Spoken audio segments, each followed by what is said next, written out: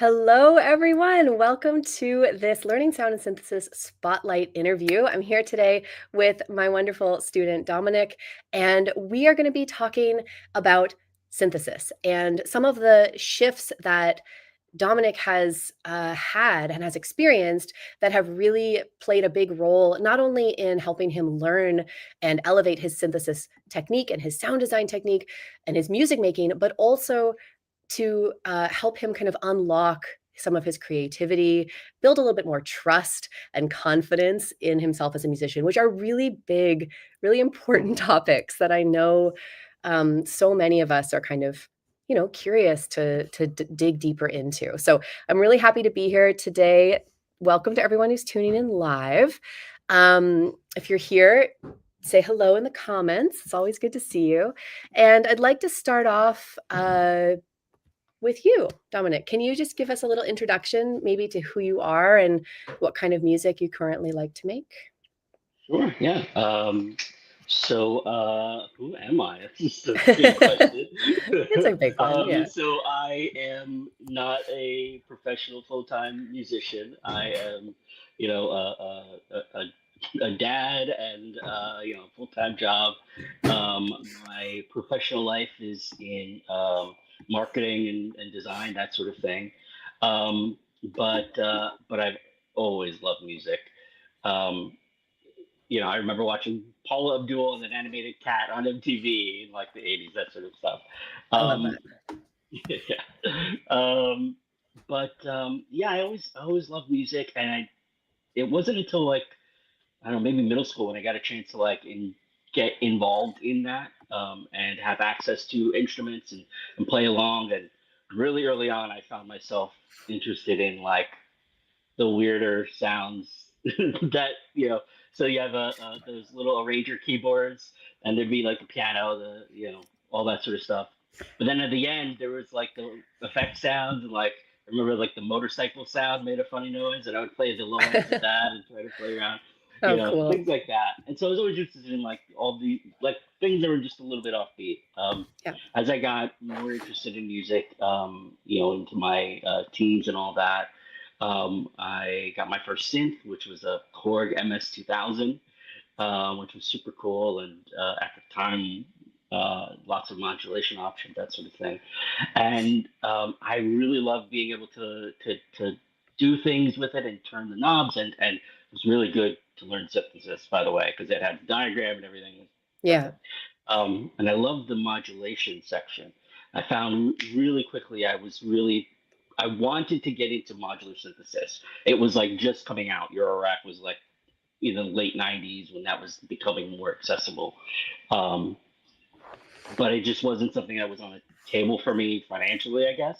Right. Um, Eventually, I was able to get into things like a non-modular reactor early on, that kind of thing. And once VCV Rack came out, I was like, all right, let's this is cool. Yeah. Um, and yeah, I mean, I found myself picking it up, but as far as like actually creating music, I don't know. I took a break a few years back for different reasons, and over the last like 4 or 5 years, I've been more invested in it and more interested in it. I bought a bunch of new gear, and some of it's sitting behind me now. And but what I noticed, especially recently, was I wasn't creating what I wanted, and what I was interested in was percussive, textural, not ambient exactly, and whatever the opposite of ambient is, I guess.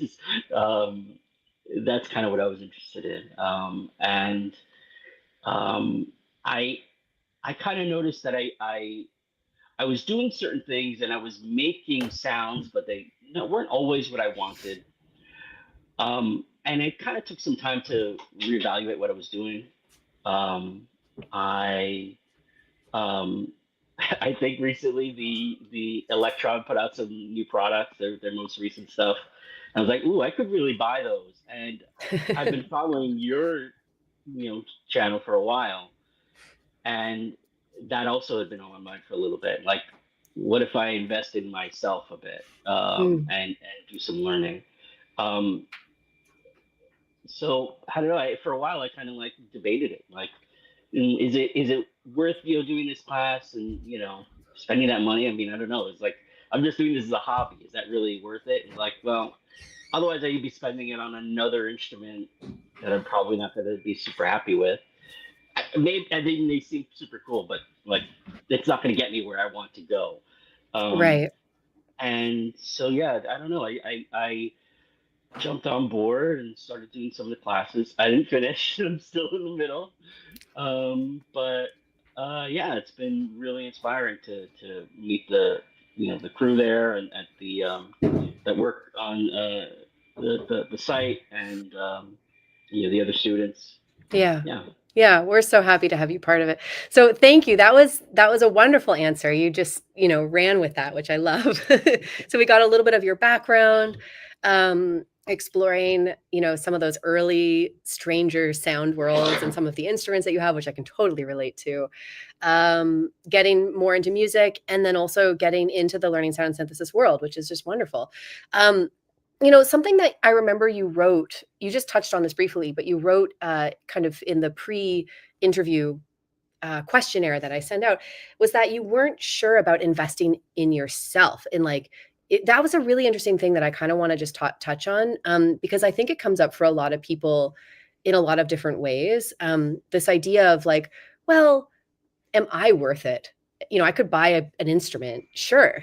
And I remember there was another student that I interviewed a couple months ago who would talk about these peaks where he would buy a new piece of gear and it was like, oh my God, exciting for like a couple weeks maybe. And then he would be like right back where he was, plus one more piece of gear. And I want to be really clear to everyone watching. I love gear just as much as the next person. I am not knocking it. But what I keep hearing from so many people is like, almost this fear around, instead of buying a new shiny object, a new piece of gear, investing in yourself and your education and your learning and your creativity. So I don't know, is there anything else that you can share about that in terms of how it felt? Was it kind of like a coming from a place of fear, just like, what if it doesn't work out? Or what was going through your head? And why Well, did you finally like say, I'm doing it? I'm going. yeah. It took a while. I mean, I think I'd been following you for like a year or something like that before, just some of your demos and that sort of stuff. I found it interesting. Love the Buchla. Me too. That's super cool. Yeah. That's one piece of gear I wouldn't mind getting my hands on. But anyway, Yeah. what I noticed was I just wasn't happy with like there were things that I was liking that I did, but it wasn't all the like it wasn't. I found myself making loops. I found myself not getting to where I wanted to go. Right. And what I started doing was trying to be a little bit more analytical. I had a bunch of stuff on my like work desk, instruments and stuff, and I said, I'm not using any of this to make music that I want to make. It's fun, but it's not exactly where I want to go. And what it really was a distraction from where I wanted to end up. And it wasn't about like being a professional musician. I mean, for me, I don't know that that ship has sailed yet, but that's not really my goal. It's Yeah, more sure. about expressing myself and having that creative outlet. But I also want to make something that I'm proud of and that I can share. And I found myself kind of just reevaluating what it was I was doing. I was buying gear and I was using it and wasn't really working out exactly the way I wanted. It was interesting, but not quite right. And I don't know. I guess I started thinking about my process and um, when I did something I was interested in and liked, how did that happen? What was what were the steps that got me there? And I started thinking a lot about like my artistic practice, I guess, and I'd spent uh, because my background is in graphic design. I did go to art school. I spent a bit of time in the art world. I even was interested in doing um, installation work really early on. That was something I was curious about. Um, but yeah, I don't know. For a while, I just sort of thought like I need to refocus what I'm doing, and is another piece of gear going to make it for me? And like, it just wasn't for me. Like, I needed to, you know, I mentioned this recently to you just before the call. I recently found out I have ADHD, and finding that out as an adult is kind of a weird thing, but it kind of just got me thinking about like I need to focus myself, Right. and part of that is learning.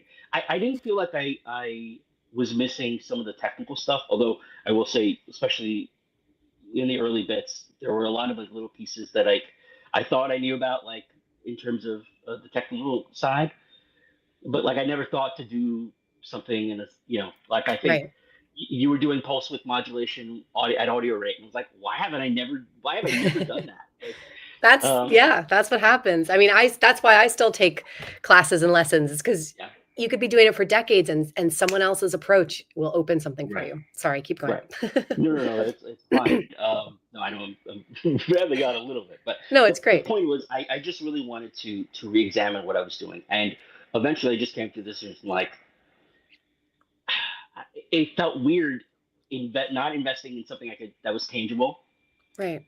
as opposed to paying for me, Right. and that took a little bit of thought. And I talked to my wife about it, and like, is this worth it? Like, should I really spend that money for a class? Like, she's like, yeah, yeah, why not? I mean, um, yeah, So I mean that's kind of it. yeah, so once okay, so what I'm really curious about is this process of refocusing and kind of investing in yourself, what ended up being, aside from joining the class and being in there, what were the things that really helped you? And I'm asking this um, so that people who are watching, who are maybe in a similar position, can start to kind of see those pieces. Like, if it wasn't going out and buying another piece of gear that helped you, because you've made a ton of progress, by the way. People don't necessarily know this, but you've got some exciting things on the horizon. You're making a lot of really amazing music. So what was it, if you could boil it down to like maybe two or three things that you did start doing differently, or that that helped you move forward in that way? Um, I mean, it was a couple things. First, I got rid of everything off my desk and thought about like what do I really enjoy, and what gets me excited about sounds, and then helps me finish Amazing. those things. That was the first thing. So I like really pared down a lot. I had a ton of stuff, and I basically just have like a sampler, a synth, and like a couple controllers. That's it. Great.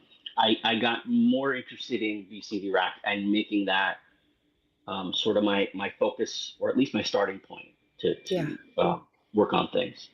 The other thing I did was I went back and listened to all of my old stuff, and there were a lot of things in there that I thought that I just sort of abandoned, and just kind of like re-examining some of those things, and thinking about like I, for instance, there was a piece I did where I had samples running through the Octatrack, and I recorded it, just did a live thing, and did whatever I went through the performance, and I never really there was parts of it that I like. I wish I could quantize this and get it like perfect, and I don't know. After a while, I was like, I was listening to it like this is good on its own. I don't really need to,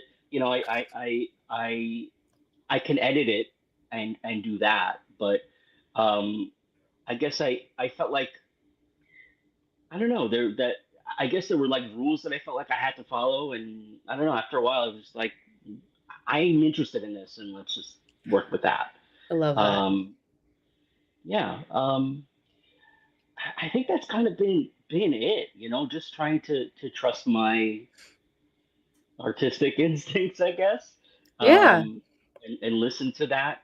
Um, even when it says this is fine, or you need to work on this more, or this needs to be edited more. Um, yeah.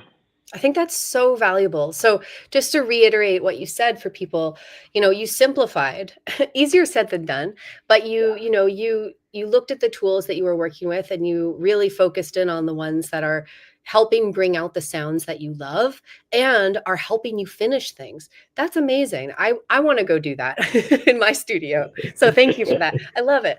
And you, even if you don't necessarily get rid of and sell all of your gear, you can have something that I like to do with my projects is I'll have little like satellite setups for one project. So I might have other synths, other tools, but they're just not my main focus for right now.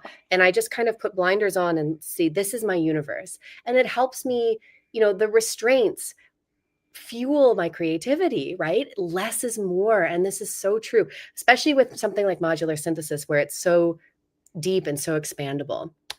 So you Yeah. simplified. And then what was the second thing? I was going to recap the second thing and I forgot it.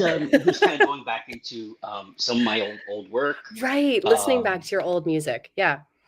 And sometimes and with that distance, you're like, wow, this is actually good. And then the other thing you said was trusting your instincts. Like if you think something is good, if you like something, guess what?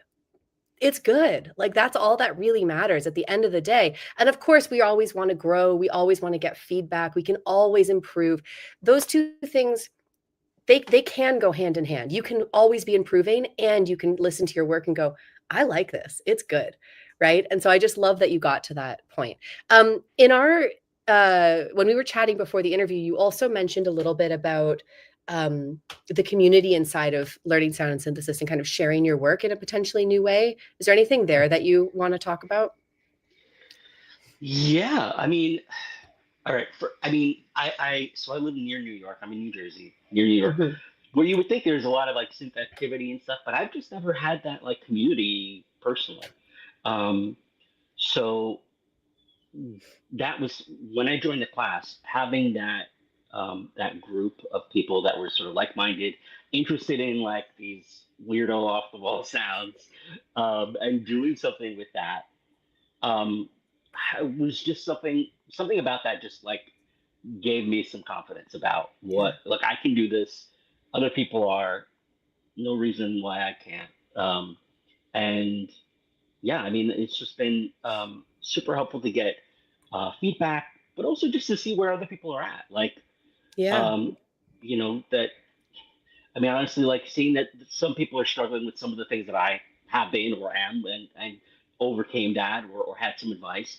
Um, being able to offer what I can to that community to help out, whether it's just listening or feedback or, some encouragement or whatever. Um, yeah, it's been really helpful and super inspiring. Yeah. Um, Yeah, the community element that you mentioned, it's just so important. Like if you're watching this and you feel like you're alone in the world in your interests, I just want to tell you that I promise you you're not. And there's always a community for all of these strange wonderful nichey corners of the music world. It might not feel like there is, but like look at what I do for an example, right? I make very strange, very noisy music, and there's a beautiful community of people who really get it and really appreciate it. And it just took some time to find those people. But that was really one of my big, you know, goals behind putting together the learning sound synthesis community was to help people feel like, oh wow, you like that too, and oh my god, you're just one state over from me, and oh my god, we're connected on this mutual interest. And regardless of whether or not you find that community within LSS or elsewhere, I just really strongly encourage you to seek it out, because it is an amazing thing to have other people to share your passions with. And people like you, Dominic, add so much to the community, so I'm so happy that you're in it. um, okay, I want to ask you about what's coming up for you. So is there anything that you would like to celebrate, shout out, maybe tell us a little bit about that you're proud of? yeah, so All right. I am so I've been working on a lot of material recently. I shared some of those in the forum, some demos of that. Got some feedback. Thanks, Ben. Specifically, you mentioned a few things I took. Lily, I believe, also mentioned a few helpful hints. I've been working on artwork and all kinds of stuff. So Amazing. basically, initially, I thought I would do. I had like maybe 25 tracks that are like in the span of a couple months, I just wrapped up, which is like Wow. super focused and really into it. And my wife let me take lots of time to do that and focus on that. But yeah, so I have a little EP coming out that I'm just wrapping up. I'm kind of in the mastering stages, um, and that I'm not sure exactly how soon, but in the next couple weeks before winter. Amazing. Yeah, so I'm super excited about that. That'll be like my first. I've been doing music since I was like 13, 14, and this will be like the first time I've released something that I feel like is like an album. Oh, that's so So exciting. yeah, Congratulations. yeah. I'm going to So go ahead and put this up on the screen for everyone. Just one second here. Let me get it. So this is your Bandcamp. yep, Hang on. Wait. This is your Bandcamp. that's it. BruceTheAir.bandcamp.com. Yep. And go there. And there isn't music there right this second if you're watching today, but there will be soon. So hit the little subscribe, follow, whatever it says when you get on that page. And then you'll be the first notified when Domenic releases the new EP. Can you tell us a little bit about, like, just give us a bit of a sense of the music? Sure. So I said I had a bunch of different tracks, and what I noticed was that they were kind of different processes. There were a few tracks that were different processes. So what I'm I have a bunch of like VCB related work, um, and a few other things. Um, I'm still working on the VCB stuff, because that's a little bit newer. I still need some time to kind of refine that and mix and all that stuff.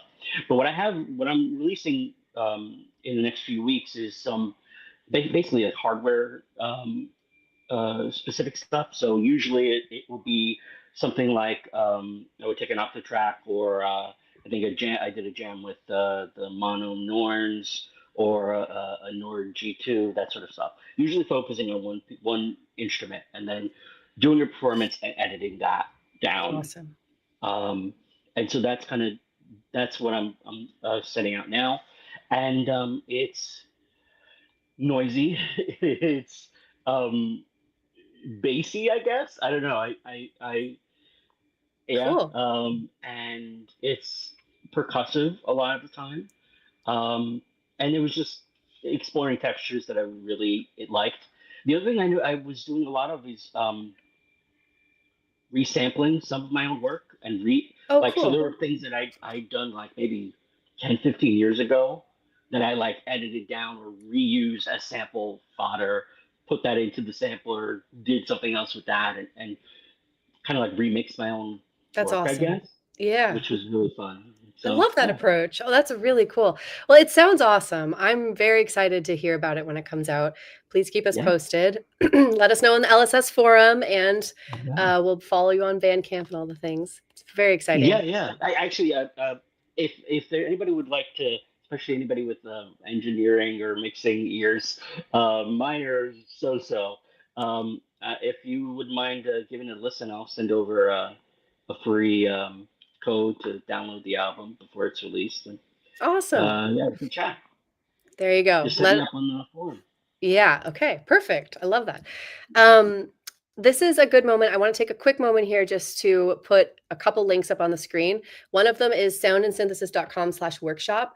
This is a very special week because I'm running a bunch of free workshops. I only do this a couple times a year around the time that I open enrollment for learning sound and synthesis. And this is the week. So Wednesday and Thursday of this week, I'm running 3 workshops. They're all the same. I'm just running them at 3 different times.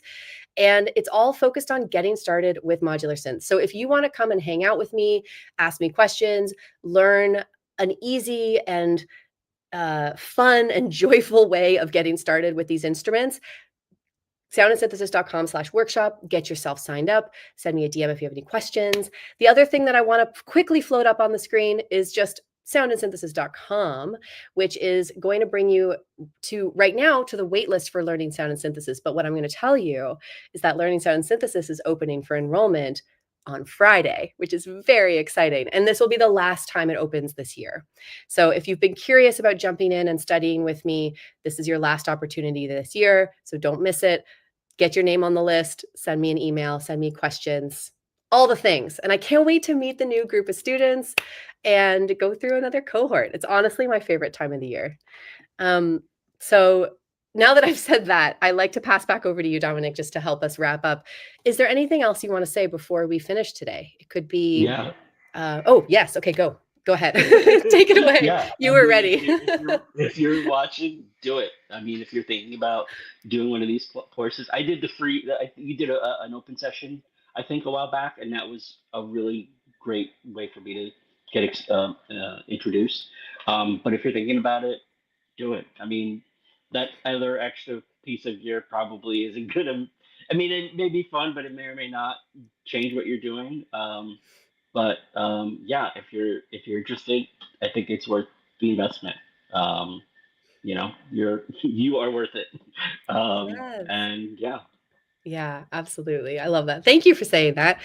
And yeah, I couldn't agree more. Every time that I've personally taken a big leap and invested in a mentor or a scary program or something like that, I mean, I've come out the other side 10 times more further along than where I thought I would. So that's what I've been hoping I would create for other people. Um, Dominic, thank you so much for sharing your story. too. Thank you for sharing your music. Congratulations on your upcoming album. I know that you haven't hit published yet, but this is still something huge to celebrate. Such a big milestone. Um, Appreciate it. and yeah, I can't wait to give it a good listen. I've got some long drives coming up, so send it my way and I will rock out on the highway. It'll be great. Sure. I'll Yeah. roll down the windows. It'll be Yeah. wonderful. All right. Okay, I think that's it. Thank you everyone for tuning in live. It's always good to see you here, and we'll see you next time. Take care, everyone. Bye for now. Thanks. Bye.